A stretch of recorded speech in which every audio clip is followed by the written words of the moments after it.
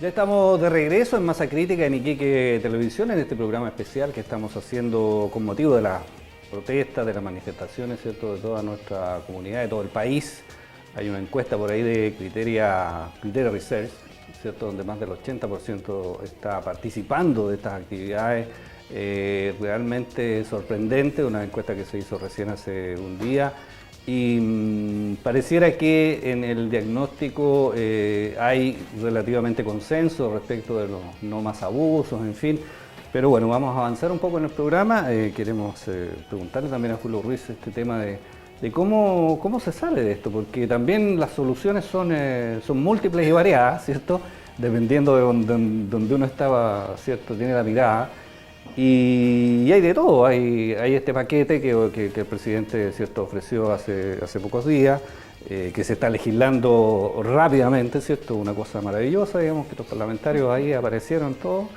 Y por otro lado hay gente que quiere una cosa más de fondo, quiere, ¿cierto?, una nueva constitución, quiere una asamblea constituyente, quiere participación, en fin. ¿Por dónde va la cosa, crees tú?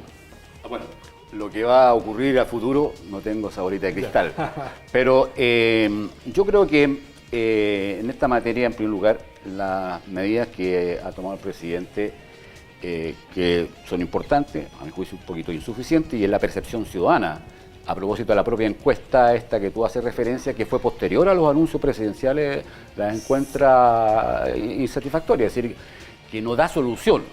Y otro segmento dice que da solución tardíamente.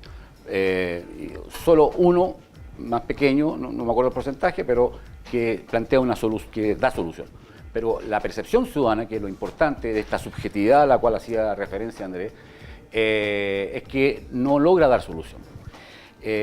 Y aquí quiero apuntar a lo siguiente, sin perjuicio de lo cual, como he escuchado, parece a todos los actores políticos, por lo menos que tienen expresión en el Parlamento, están disponibles a aprobar las iniciativas en este sentido, y eso creo que es bueno porque es un factor remedial importante para la población. El tema que yo creo que tenemos que abordar, más allá de la situación de agobio y de ira, en la encuesta sale mucho la rabia como sentimiento de la ciudadanía, del abuso en el fondo. Y este es un tema entonces que no tiene que ver solo con el tema monetario, que materialmente es muy importante, sino con la dignidad de las personas. Y en este sentido, yo recogería un aspecto que es relevante. El mundo ha cambiado, no solamente Chile. Las nuevas tecnologías, las revoluciones industriales, los sistemas de información, las redes sociales. Tenemos una ciudadanía mucho más informada, a veces mal informada por las redes también, y mucho más empoderada, que quiere más horizontalidad. Nuestro Estado, institucionalmente, ha sido, por el contrario, más verticalista. Parte del problema que hemos conversado justamente y debatido es el tema de la descentralización, que tiene que ver con la igualación de las capacidades más horizontales desde el punto de vista de la capacidad de administración y gobierno en los territorios. En un Estado que se constituye centralmente, tiene un ADN centralista. Piensa el Estado central, las regiones ejecutan. Esa es la lógica que prima toda la institucionalidad. Ahora bien, esta ciudadanía es distinta. Y entonces hay que ver una forma social que permita que sea también protagonista de la salida y de la solución. No pueden ser solo los actores políticos, porque los actores políticos están cuestionados por la ciudadanía. Entonces no se trata de una cocina, como se dice a veces en la jerga legislativa, en el sentido de que de repente se cocina, se arregla la cocina, ¿no es cierto? Y se llega a un acuerdo, y se impone ese acuerdo, ¿no? La gente quiere participar. Creo que es muy importante un documento que vi yo del conjunto de ONG de la sociedad civil, entre los cuales está la Fundación de la Superación de la Pobreza, Hogar de Cristo, son más de 300 si no me equivoco, y que plantean este sentimiento de la ciudadanía, y trabajan mucho con los sectores más vulnerables de la población, y plantean la necesidad de un pacto social. Y yo creo que hay que abrirse, a propósito de que la élite no ha escuchado, a un diálogo que no está existiendo. A veces el diálogo es de sordo, más bien. Y el diálogo no pueden ser solo los actores políticos, tenemos que buscar la forma, no es fácil, ¿sí?, que los actores sociales también sean parte de este diálogo y buscar una fórmula de pacto social que permita abordar los temas de inequidad de trato y hacer las reformas del modelo socioeconómico y del modelo institucional político que permitan justamente un país en que todos se sientan no solamente partícipes del esfuerzo, sino partícipes de los beneficios, ¿ya? Habrán diversas opciones que los partidos presentarán, por cierto, o las corrientes de opinión y la propia ciudadanía. Pero yo creo que es muy importante esto. Si usted observa las movilizaciones sociales que han ocurrido acá, no están dirigiéndolo a los partidos políticos. Ningún partido político está dirigiendo las movilizaciones sociales. Son los propios actores sociales. Más aún, yo he observado, porque he estado participando, lo digo honestamente, muchas de estas manifestaciones a favor de sus demandas, se ha excluido y enfrentado a aquellos partidos que quieren usar sus banderas para instrumentalizar aquello. Y eso me parece muy relevante como cautelar la pluralidad de esta expresión ciudadana dirigido por actores sociales efectivos que se están construyendo y que representan una nueva generación muchas veces, ¿ya? Tanto el mundo laboral, el mundo estudiantil, el mundo femenino, el mundo de las comunidades indígenas, etc. O sea, eso. Sí, Pedro, hoy día salía precisamente en la última noticia, ¿cierto? Un poco cómo Macron en Francia pudo poner paño frío, digamos, ¿cierto? A este tema de los chalecos amarillos, que fue bastante violento. Uno vio, ¿cierto?, en televisión, en fin, las manifestaciones en París y después que se extendieron por toda Francia, en fin. Y él llamó a la sociedad civil y constituyó, por lo que leía, ¿cierto?, estas unidades de conversación, de debate de la sociedad, digamos, a todo nivel, y logró descomprimir, digamos, ¿cierto?, la situación, y la ha manejado relativamente bien, pareciera, ¿cierto? De repente aparecen algunas manifestaciones, pero pareciera que fue capaz de sacarle la espoleta a la bomba, como dijo el general Matei, ¿cierto?, caminando ese día del 5 de octubre, ¿no? Cuando fue el sí y el no, digamos. El general Matei dijo, voy a sacarle la espoleta a la bomba porque él veía que ya esto se iba a reventar esa noche, ¿cierto?, si no se entregaban los resultados del sí y el no, digamos. Estamos hablando del 5 de octubre en la noche. ¿Cómo ves tú, Pedro, esto? ¿Cómo se hace esto? Porque no es fácil, lo decía, ¿cierto? lo decía Julio. ¿A quién invita? ¿Quiénes son legítimos? ¿Quiénes no? ¿Quiénes representan a alguien? ¿Quiénes no representan a nadie? ¿Quiénes se aprovechan? No es fácil. Claro, yo espero que vamos a tener más tiempo para conversar sobre eso, porque en realidad lo que está en juego acá es el problema del poder. O sea, todo lo que uno podría imaginarse, es decir, reformas por aquí, reformas por allá, llega un momento en el cual finalmente se plantea quién es el dueño de las riquezas en Chile. Y eso, lo quiera uno o no, en algún momento va a tener que plantearse como problema. Yo creo que estamos lejos todavía de eso. Pero cuando uno empieza un poquito a rasguñar algunas de las cosas, bueno, ¿qué vamos a hacer con el problema de las pensiones? El problema de las pensiones no es saber, digamos, si el 4% va a ser administrado por un ente privado, un ente estatal, si las AFP después van a ir al Tribunal Constitucional para decir esto nos corresponde a nosotros, para saber si efectivamente se hace algo que sea del Estado o no. Yo creo que detrás de toda esta cosa uno empieza a darse cuenta de que el problema central finalmente es quién maneja, quién es el dueño de las riquezas en Chile. Pero yo creo que vamos a tener, espero que tengamos tiempo para conversar un poquito más en detalle. Ahora, ¿cómo se sale de esto? Bueno, nadie lo sabe, el que tiene la solución que hable, pero nadie lo sabe. Pero yo justo estoy aquí al frente, tengo, digamos, ahí educación, enseñanza, ministerio. Pequeñas anécdotas. Cuando en Finlandia, cuando se cae la Unión Soviética, se desarma la Unión Soviética, Finlandia tenía más del 90% de sus exportaciones, de su comercio exterior, era con la Unión Soviética. Y de repente se quedaron de un día para otro, se quedaron sin mercado, esa cosa se rompió. Bueno, pacto social, sindicatos, partidos políticos, todo, la patronal, digamos, el sector patronal y gobierno, vamos conversando. ¿Dónde invirtieron? En educación. La inversión fundamental de ellos fue educación, porque ese es el capital humano que tiene el país. Ese es el capital que nos permite realmente generar buenos conocimientos, generar buena biotecnología y todo ese tipo de cosas. ¿Y qué es lo que nos encontramos nosotros en el problema en Chile? De que no este gobierno, son los gobiernos que han apostado por la ignorancia, como se dijo en un momento determinado. Es decir, es inconcebible que pueda imaginarse de que el país puede avanzar si no genera un capital humano que esté a la altura de los desafíos. Con 0,37% del producto, uno no puede desarrollar ciencia y tecnología. Es imposible. O sea, no hay ninguna fórmula que nos permita. Cuando uno compara Taiwán con Chile, hace no sé cuántos años, el año 60, más o menos eran países parecidos. Ahora, comparemos dónde está Taiwán, comparemos dónde está Chile. No es que sean más inteligentes, pero ellos tienen una inversión prácticamente del 4% en ciencia y tecnología. Nosotros nos quedamos con el 0,37. Eso hace que ya partimos mal. Y es que la educación entonces no se corresponde. Nosotros tenemos acá en la región, los resultados de la PSU son devastadores. Son devastadores, tenemos más del 40% de nuestros estudiantes que sacan menos de 450 puntos. O sea, ¿cómo vamos a construir una masa crítica, como dice el nombre del programa, para poder justamente tener interlocutores que nos permitan encontrar las buenas soluciones? Ahora, el problema es terriblemente difícil, no solamente a raíz de todo lo que estamos viviendo nosotros acá en Chile.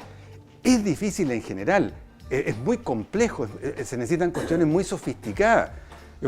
Como detalle, Bélgica vivió, yo me acuerdo hace tiempo atrás, estuvieron 541 días sin gobierno.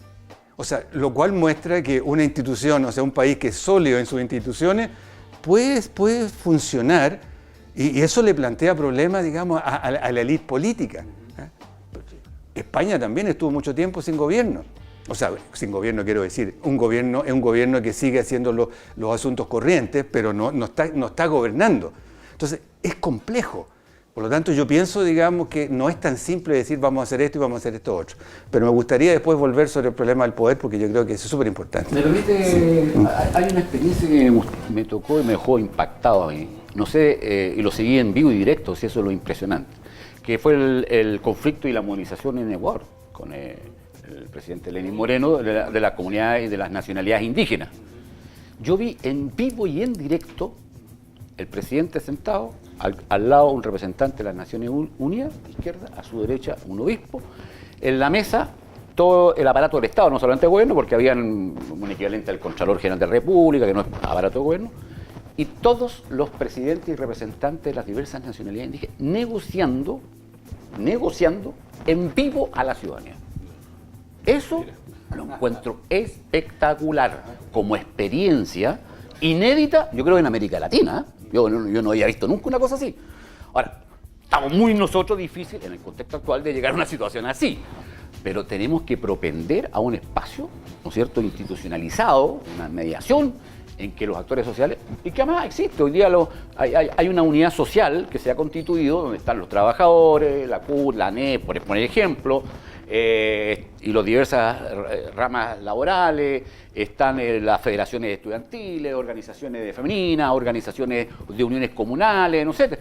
Ellos verán la legitimidad de sus representantes, pero tiene que haber algún mecanismo de, como en la experiencia de Ecuador, me encontré un aprendizaje que tenemos que hacer todos los actores políticos, ciudadanos, y se decían las cosas directamente, pero con un respeto al otro y a las figuras institucionales correspondientes de manera impresionante. No como lo que vimos hace un día atrás, ¿cierto? En la Cámara de Diputados, senadora.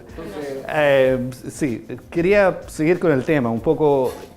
Sí, ¿cómo se sale? Tú ves que, porque lo que está planteando, digamos, han planteado Pedro y Julio, un poco va más allá de que los senadores y los diputados hagan una culpa, ¿cierto? Aprueben las medidas del presidente, va bastante más allá, digamos. ¿Cómo ves tú el ambiente? ¿Tú vienes llegando del Senado hoy día? Yo creo que son distintas etapas.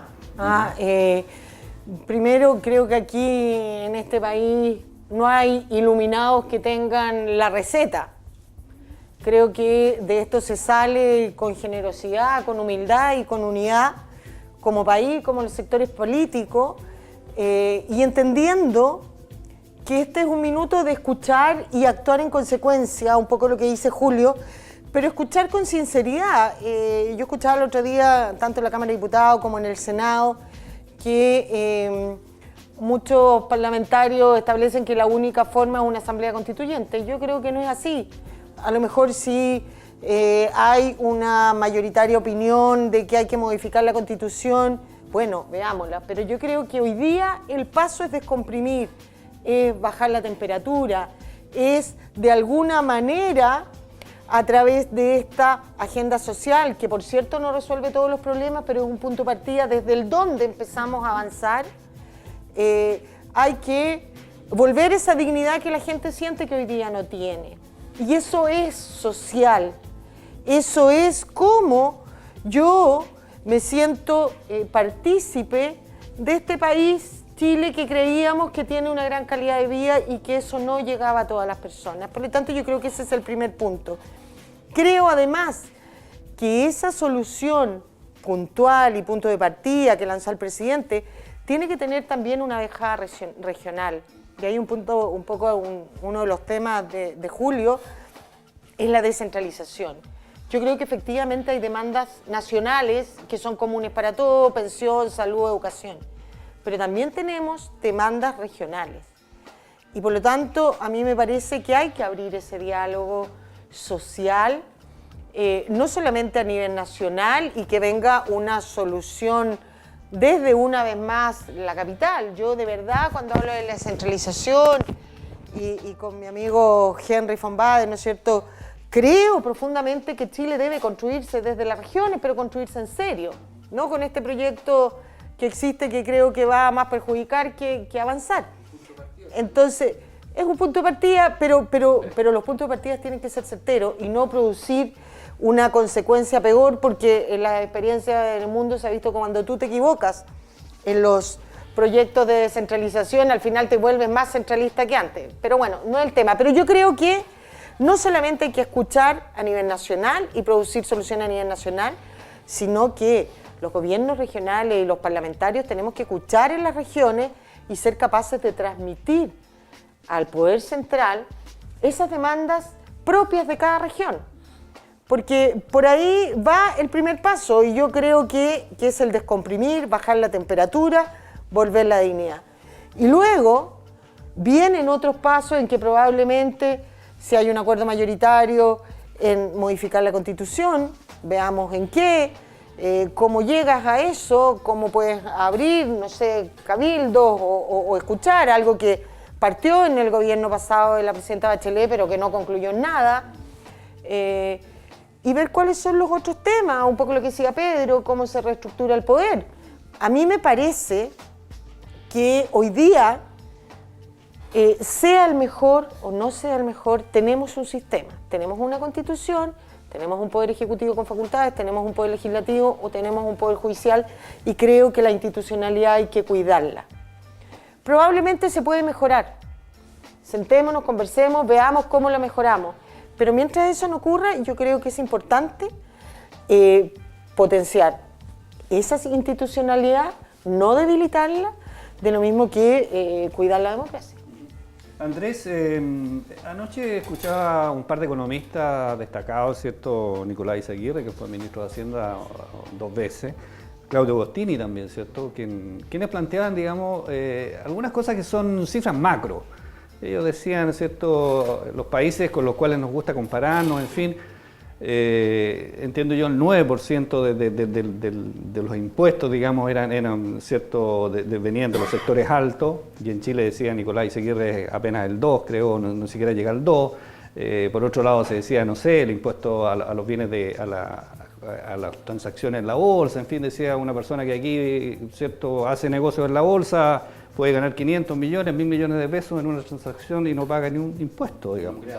Claro, y en Irlanda sí tiene que pagar el 30%. Entonces, pareciera que, un poco lo que tú decías recién, hace un rato, hay plata en el país. Este no es un país pobre, digamos, o sea, hay mucha plata. El tema es que hay que distribuirla de una manera distinta. Y eso necesariamente significa, ¿cierto?, que aquellos que más tienen aporten más, digamos.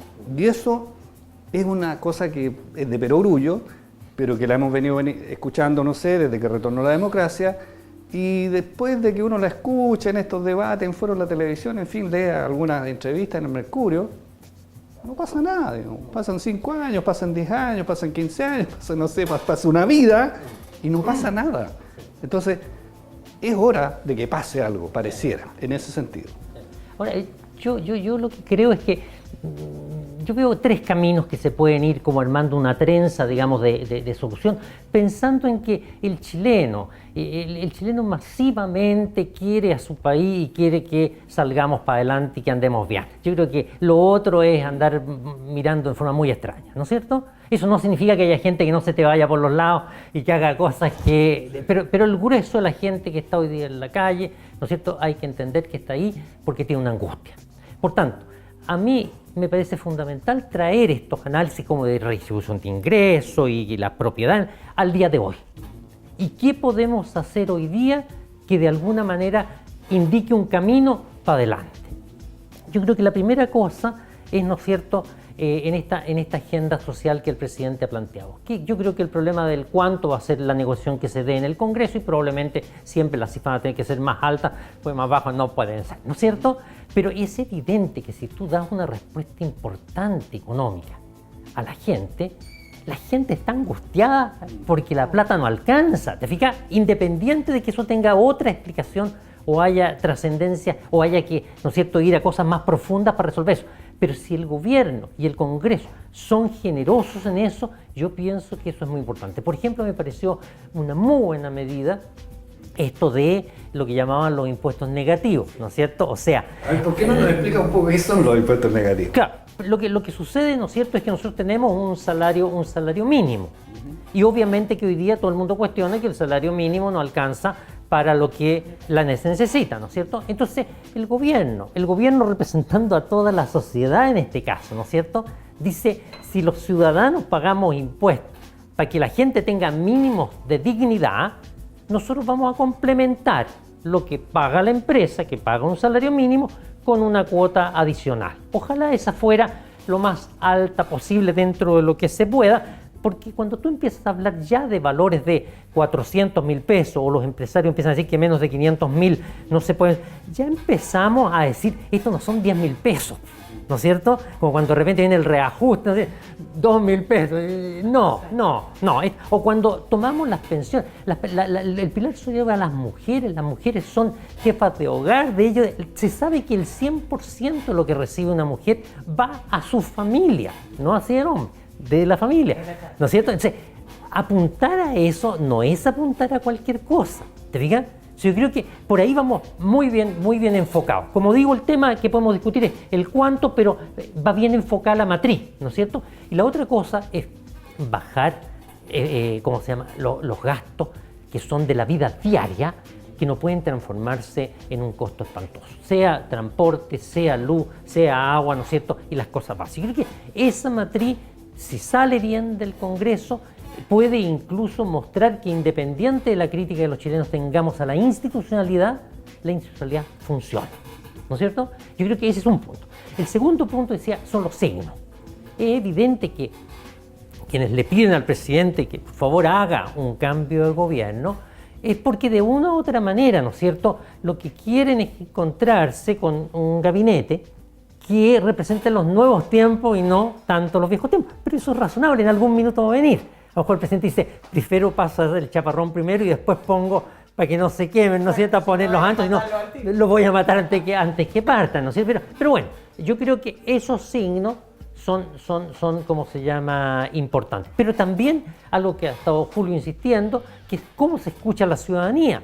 Esta idea que tuvo el Macron, sería interesante ver a Piñera al frente de ¿cómo se llama?, conversaciones organizadas. Esto no puede salir a la Plaza Italia a querer hablar, ¿no es cierto?, pero sí podrá, ¿no es cierto?, ir a un municipio donde en un cabildo, ¿no es cierto?, las juntas de vecinos se juntan y él escucha, él no tiene que estar dando respuesta ahí, él te escucha.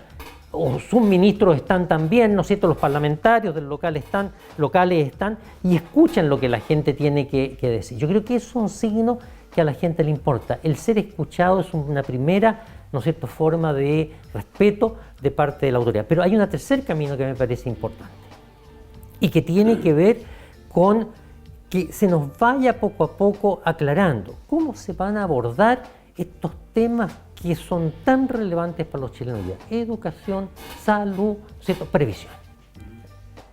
No puede ser que se piense que esto se va a ordenar si más o menos nos empieza a decir, mira, izquierda y derecha están de acuerdo que un sistema mixto en esto, ¿no es cierto?, y va a haber que ver el cómo, pero que no estamos ¿no es cierto?, los que quieren estatización entera por un lado y los que quieren privatización entera por el otro. No, yo creo que si empieza a dar eso, vamos a empezar, ¿no es cierto?, a descomprimir, y la gente va a tener que aceptar también de que hay cosas que van en un plano más largo y hay otras que van en un plano más corto. Pero la generosidad inicial va a decir, hay buena intención. Si la generosidad inicial es muy apretada, la gente va a decir, me están rajuñando ahora, mañana, ¿no es cierto?, no me van a dar absolutamente nada. Yo creo que estamos en un momento muy crítico en que obviamente la sensibilidad para manejar esto es parte importante de lo que pueda ir pasando. Ahora, yo creo que no podemos hacernos a la idea de que esto va a parar en 1 o 2 días, pero lo importante es que la violencia vaya quedando atrás, la gente se manifieste en forma alegre y contenta, como hemos visto, ¿no es cierto?, en muchas de las marchas, y la gente vaya teniendo la sensación de que va a haber diálogo, de que se van a enfrentar los temas, digamos, fundamentales, y la institucionalidad entienda, ¿no es cierto?, de que aquí no es solamente, ¿no es cierto?, cuántos votos tengo yo, sino que hoy día puedes tener la mayoría y estar, ¿no es cierto?, en total fuera de sintonía con el país. Bueno, vamos a ir a una pausa, ¿cierto? Ya se nos pasó volando el segundo bloque del programa. Estamos en Masa Crítica en Iquique Televisión y ya estamos de regreso en el tercer y último bloque.